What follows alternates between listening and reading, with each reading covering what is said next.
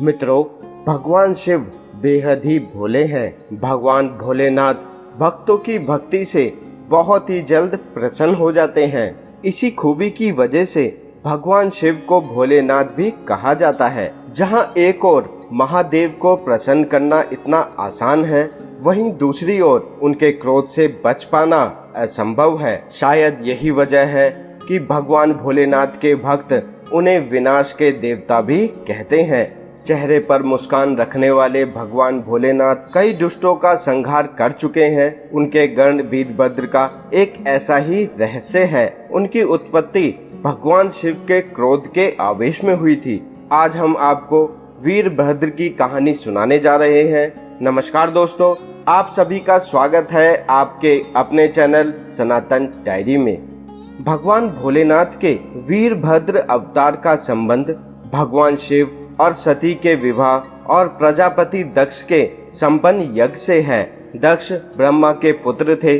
उन्हें प्रजापति अर्थात मानव जाति के राजा के रूप में भी जाना जाता था।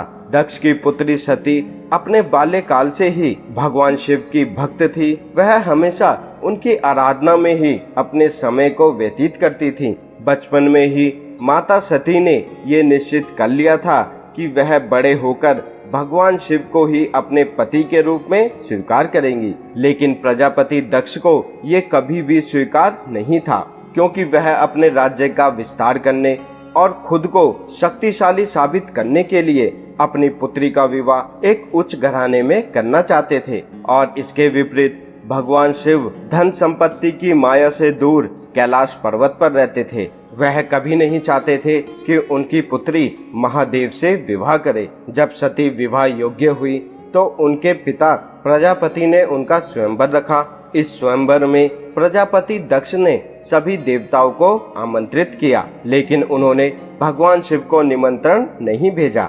जब माता सती स्वयंवर में उपस्थित हुई और उन्होंने भगवान शिव को वहां पर नहीं पाया तो वो बहुत ही निराश हुई। तब उन्होंने अपनी वरमाला को हवा में उछाल दिया और भगवान शिव से उस वरमाला को ग्रहण करने की प्रार्थना की।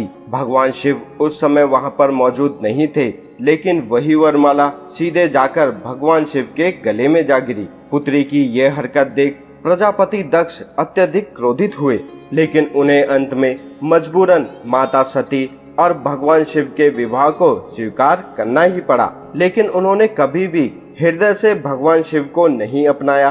कुछ समय पश्चात ब्रह्मा जी के द्वारा एक महायज्ञ का आयोजन किया गया, जिसमें सभी देवताओं प्रजापतियों को आमंत्रित किया गया। इस यज्ञ में भगवान शिव, माता पार्वती और प्रजापति दक्ष को भी आमंत्रण भेजा गया। यज्ञ प्रारंभ होने वाला था और सभी लोग वहां पर मौजूद थे। प्रजापति दक्ष सबसे आखिर में आए। उनके आते ही ब्रह्मा जी, सती और भगवान शिव को छोड़कर सभी देवताओं और राजाओं ने उनका खड़े होकर स्वागत किया। जब देवों के देव महादेव राजा प्रजापति के लिए खड़े नहीं हुए, उस समय प्रजापति दक्ष को लगा कि महादेव और उनकी पुत्री सती ने उनका अपमान किया है। उसी समय प्रजापति दक्ष ने यह निश्चय ले लिया कि वह अपने इस अपमान का बदला जरूर लेंगे। इस घटना के कुछ समय पश्चात प्रजापति दक्ष ने भी एक यज्ञ का आयोजन किया और उस यज्ञ में अपनी पुत्री और महादेव के अलावा सबको आमंत्रित किया। जब माता सती को इस यज्ञ की जानकारी मिली,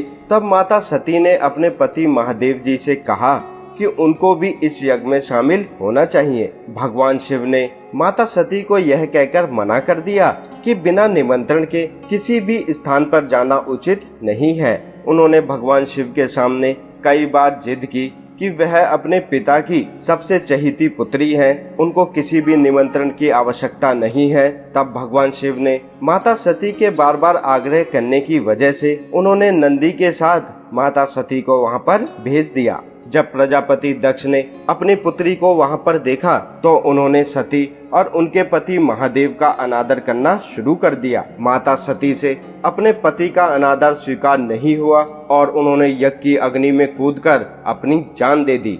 जब भगवान शिव को इसकी जानकारी मिली तो वह अपने क्रोध पर नियंत्रण नहीं रख पाए भगवान शिव ने उग्र रूप को धारण कर क्रोध में अपने होठों को चबाते हुए अपनी जटा उखाड़ ली, जो कि बिजली और आग के समान प्रतीत हो रही थी। उनके क्रोध से पूरी सृष्टि कांपने लगी। अपने इसी क्रोध की ज्वाला से उन्होंने वीरभद्र की उत्पत्ति की और उसे ये आदेश दिया कि वह प्रजापति दक्ष और उसकी सेना का विनाश कर दे। सहसा खड़े होकर उन्होंने गंभीर आवाज के साथ जटा को पृथ्वी पर पटक दिया। महादेव की आज्ञा को पाकर वीरभद्र क्रोध से कांप उठा।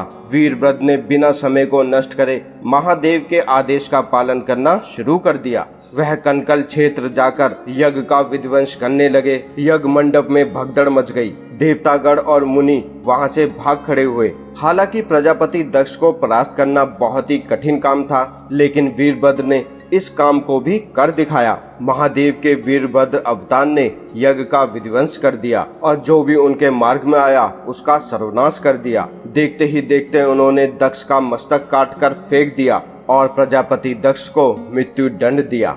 ब्रह्मा जी और विष्णु जी ने सोचा कि यज्ञ को बीच में छोड़ देना शुभ नहीं है, लेकिन जिसने इस यज्ञ का आयोजन किया था उसकी तो मृत्यु हो चुकी है। तब ब्रह्मा जी और विष्णु जी कैलाश पर्वत पर गए और उन्होंने महादेव को समझाने का बहुत ही प्रयास किया कि वह राजा दक्ष को जीवन देकर यज्ञ को संपन्न करें। बहुत अधिक समझाने पर भगवान शिव ने उनकी बात मान ली और दक्ष के धड़ से भेड़ के सर को जोड़कर उसको जीवन दान दिया और इस तरह यज्ञ पूरा हो पाया। वीरभद्र सदा धर्म के मार्ग पर चलते हैं और अधर्मियों को भी धर्म की राह पर लाते हैं। वहीं भद्र का अर्थ होता है कल्याणकारी। महादेव की जटाओं से पैदा हुआ पहला रुद्र अवतार वीरभद्र भद्रता, वीरता और ऐश्वर्य भक्ति के प्रतीक हैं।